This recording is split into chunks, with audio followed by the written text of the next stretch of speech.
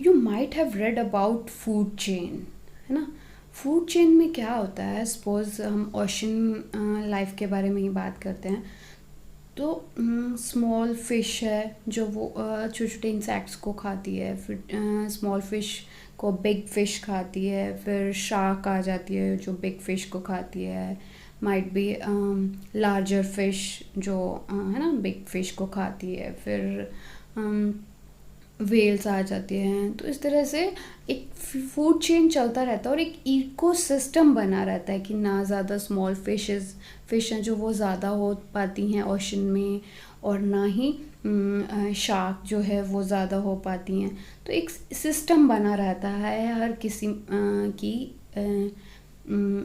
हम लोग कह सकते हैं एक फूड चेन में और इकोसिस्टम से बैलेंस बना रहता है, राइट। तो क्या कहता है writer, let's see, let's start from here. Noise also affects other sea creatures such as crabs, fish. Earlier we were talking about only fish, dolphins, whales, है ना। Now the writer is explaining more small insects and other creatures of the sea life, which could have an adverse effect on the rest of the food chain and fishing industry. तो छोटे छोटे crabs और fish in सब को भी effect करती है। ज़रूरी नहीं कि बड़े ही जो एनिमल्स हैं उन पे ही नॉइज़ पोल्यूशन का इफ़ेक्ट रहता है, नो, छोटे इंसेक्ट्स क्रैब्स लाइक को भी ये इफ़ेक्ट करता है। और इसका एक एडवर्स, एक ऑपोजिट जो इफ़ेक्ट है, बुरा इफ़ेक्ट जो है वो फूड चेन पे पड़ता है, फिशिंग इंडस्ट्री पे पड़ता है। अकॉर्डिंग टू मरीन इकोलॉजिस्ट, जो ओशन इकोलॉजिस्ट होते हैं, जो ओशन की के इकोसिस्टम को स्टडी करते हैं, लॉजिस्ट मतलब स्टडी करने वाले, तो उनके according over fishing is one of the greatest threats to ocean ecosystem today. ज़्यादा ओवर फिशिंग हो रही थी, फिशेस को ज़्यादा पकड़ा जा रहा था, है ना। तो फिशिंग जो फ़िश थी वो ओशन में कम होती जा रही थी। अब जो फ़िश को खाने वाले थे ऑब्वियसली उनको फूड कम मिलेगा, है ना। तो एक सिस्टम जो है जो बना हुआ था, इकोसिस्टम जो था, फूड चेन जो थी वो टूट जाती है ना। तो एक सबसे बड़ा ये थ्रेट था।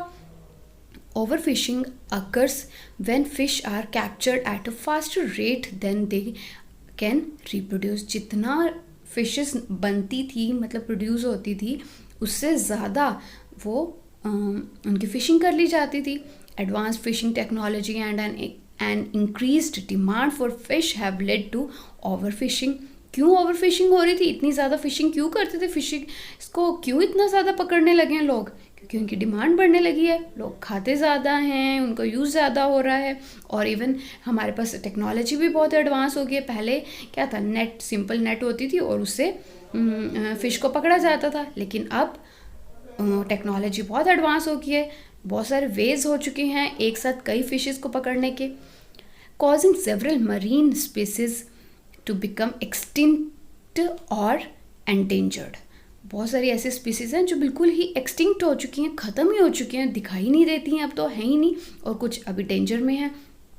In the long term, overfishing can have a devastating impact on ocean communities as it destabilizes the food chain and destroys the natural habitats of many aquatic species. Aquatic species जो पानी में रहने वाली species हैं, प्रजातियां हैं, वो उनके लिए एक तरह से ओवर फिशिंग डिवास्टेटिंग इम्पैक्ट है, एक डिस्ट्रॉइंग इम्पैक्ट है कि ये चीज़ें बहुत जल्दी अब ख़त्म हो जाएंगी। Next टेंजा,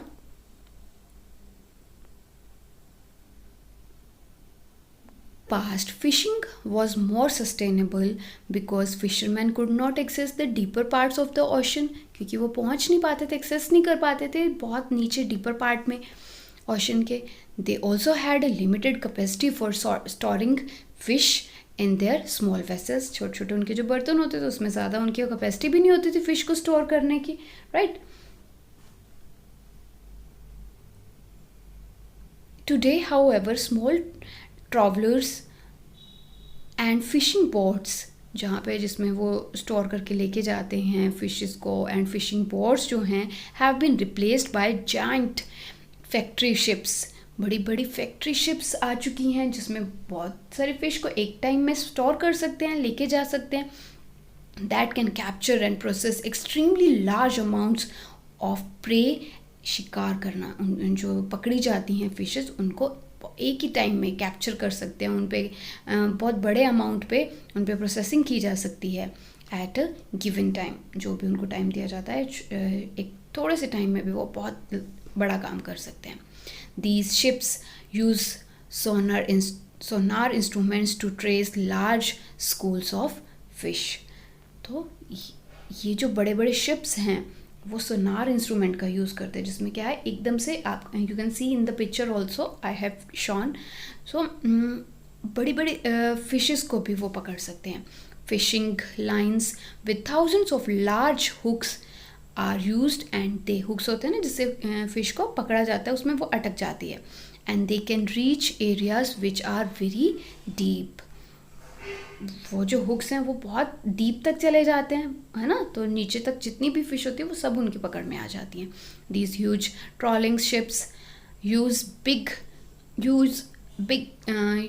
massive nets with a capacity to pull the weight of a medium sized plane.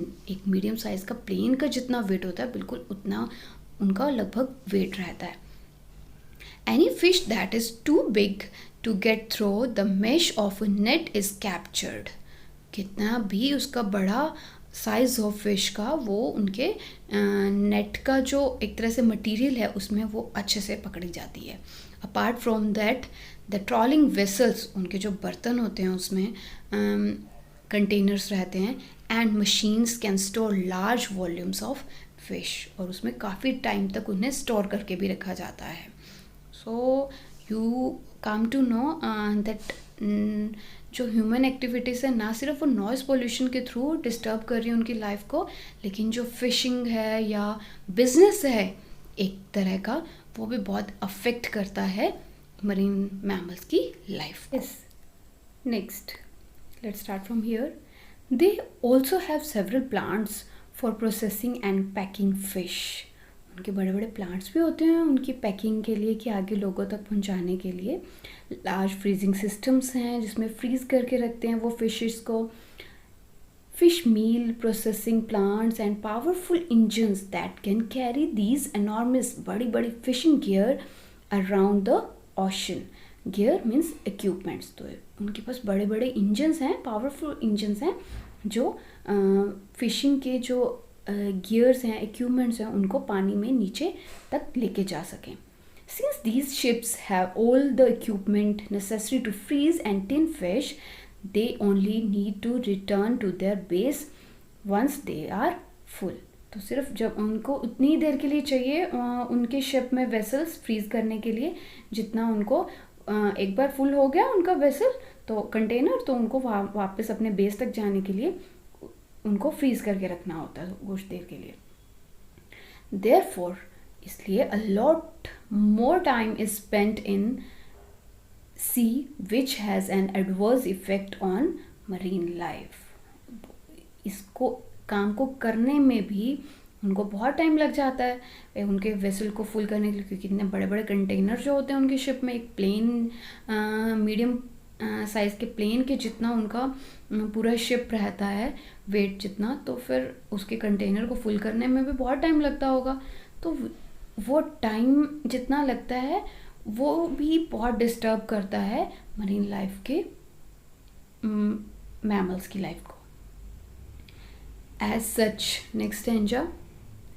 As such, industrial fishing has expanded considerably, and fishermen can now explore new shores and deeper waters to keep up with the increased demand for seafood.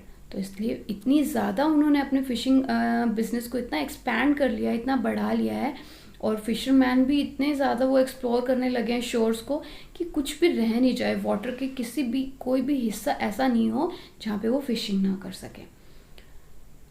Next stanza. Overfishing impacts not just the particular species that is exploited, but also damages other species of fish and disrupts local ecosystem. अब देखो यहाँ पे fish use होता है बार बार, fishes नहीं, तो fish plural का fish का प्लूरल क्या है? fish. So you have to use also, if we are using the word fishes, it means we are explaining the different species of fish, उसकी अलग अलग varieties को हम mention कर रहे हैं, right? So overfishing impacts जो है बहुत ज़्यादा फिशिंग करना, वो इम्पैक्ट किसको करता है? पर्टिकुलर एक स्पीसीज को नहीं, मतलब बहुत सारे स्पीसीज को इम्पैक्ट करता है, उस पर इफेक्ट डालता है, जो कि एक्सप्लॉयट कर रहे हैं एक तरह से। उनका एक्सप्लॉयट करना मतलब उनका शोषण किया जा रहा है, उनको उनका यूज़ किया जा रहा है, but also damages other species of fish and disturbs local ecosystem. Obviously है ना, एक चेन में से अगर आप एक को निकाल लोगे, फूड चेन में से एक भी एनिमल को, तो वो पूरे फूड चेन को, पूरे इकोसिस्टम को अफेक्ट करता है। Fishing gear and machinery can crush everything in their path, destroying fragile corals. Fragile means weak. छोटे छोटे जो आप कह सकते हो corals, छोटे छोटे जो mammals हैं वो, smashing rock formations and killing several tons of fish and animals. बहुत सारी चीज़ों को वो kill भी कर देते हैं, including marine mammals and seabirds. Studies reveal that for every ton of prawn caught, 3 tons of other fish are killed and thrown away. इतनी सारी जो फिश हैं वो एक साथ मारी जाती हैं और दूर फेंक दी जाती हैं. That's very very heart touching that such deeds are happened by humans. Humans are doing this. Very bad. So let's move to the last part of the chapter. Here I'm going to start from this stanza.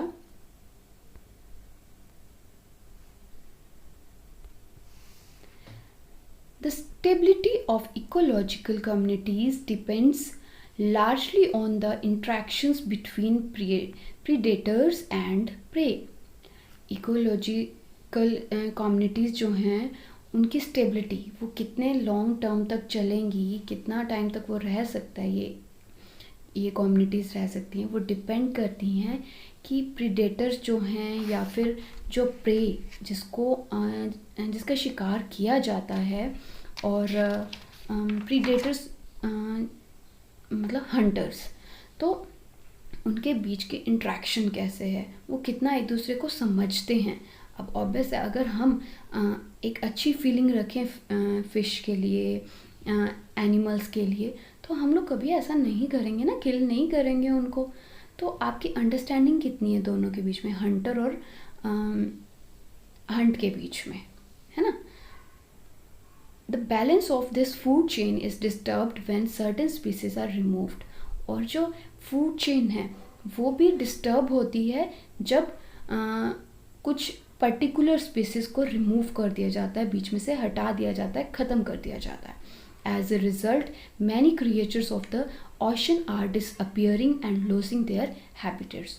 बहुत सारी species जो हैं वो disappear हो रही हैं, गायब हो रही हैं, और इवन कुछ जो हैं स्पीसीज वो अपने हैबिटेट्स को, जहाँ पे वो रहते हैं, वो अपनी जगह को खो रहे हैं. Apart from the natural balance of the species, the evolutionary processes of these marine animals are also being altered. ये भी change हुआ है. Research indicates cycle of premature reproduction and relative decrease in size of fish across generation. अब जो premature like fish है कोई, उसे पहले ही अगर उसका साइकिल पूरा होने से पहले उसे किल करने की कोशिश की जाए या उसे पकड़ने की कोशिश करी जाए, तो उनका जो साइज़ है वो इतना उनकी उस पूरी जनरेशन का जो साइज़ है या ग्रोथ रेट है वो कम हो जाता है. एज प्रीडेटर्स डिमिनिश, जैसे हंटिंग जो है वो कम होती जा रही है, the population of smaller fish escalate as they were earlier the food source of the bigger fish. और जो पॉपुलेशन है, छोटी छोटी फिश जो हैं छोटी फिश का साइज़ के अकॉर्डिंग अगर देखें फिश, तो वो तो बढ़ रही है, वो इंक्रीज़ हो रही है, एस्केलेट हो रही है। और जैसे कि पहले बड़ी फ़िश काफ़ी अवेलेबल होती थी, लेकिन अब क्या हो रहा है, छोटी छोटी फ़िश जो हैं वो बढ़ती जा रही हैं। In addition the disappearance of these species affects many other species, और इसके साथ साथ जो स्पीसीज जो बिल्कुल ख़त्म हो रही हैं वो भी बहुत इफ़ेक्ट कर रही है दूसरी स्पीसीज को, क्योंकि उनके फूड चेन अफेक्ट होता है। लाइक सी बर्ड्स अब नहीं देखने को मिलते हैं, and sea mammals which are vulnerable to the lack of food. Since fishing is the food source of millions of people, attempting to solve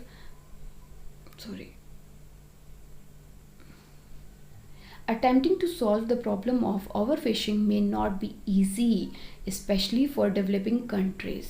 इतना भी easy नहीं है, but scientists and the UN committee for sustainable development क्या होता है? It is a kind of development जो हमारी आगे आने वाली जनरेशन, जो आगे जो हमारा एनवायरनमेंट है या आगे आने वाली जो जनरेशन जो यूज़ करने वाली है, उसको प्रोटेक्ट करके रखना है ना। जो एनवायरनमेंट को, जो नेचर को यूज़ करने वाली है, नेचुरल रिसोर्सेज को प्रोटेक्ट करके रखे, ऐसी development. Continue to stress the importance of stricter fishing regulations in oceans and inland waters। तो उसके लिए क्या ज़रूरी है? स्ट्रेस देना इम्पोर्टेंस पे कि स्ट्रिक्ट रूल्स बनाए जाएं, रेगुलेशंस हों ओशंस में और इनलैंड वाटर्स में। There is a reason why oceans are referred to as the silent world. यही एक रीज़न है कि ओशन जो है रेफ़र किया जाता है साइलेंट वर्ड, जिसमें शांति हो। In this word where sounds of their own exist, जिसमें उसकी खुद की साउंड्स हों जो एग्जिस्ट करे उसमें। देयर इज़ नो रूम और नीड फॉर फॉरेन साउंड्स, जिसमें कोई जगह ना हो, कोई स्पेस ना हो, कोई रूम ना हो, ना ही ज़रूरत हो कोई और दूसरी साउंड्स की। To breach the harmony, to breach means to break the harmony, उनके बैलेंस को ब्रेक जो करे, ऐसी कोई साउंड की ज़रूरत ना हो। हारमोनी किसकी? हारमोनी ऑफ देयर वर्ड, उनके खुद के वर्ड का बैलेंस, उनके खुद के वर्ड की हारमोनी को जो ब्रेक करे, ऐसी कोई भी साउंड की कोई ज़रूरत नहीं होनी चाहिए, उसके लिए कोई स्पेस नहीं होना चाहिए। Let's respect and learn to keep their silent word intact. तो चलो रिस्पेक्ट करते हैं, कोशिश करते हैं उनके साइलेंट वर्ड को रखने के लिए, मेंटेन रखने के लिए, intact indeed actually. Thank you. This is all about the chapter. I hope you got it. If not, watch the video again. Bye bye.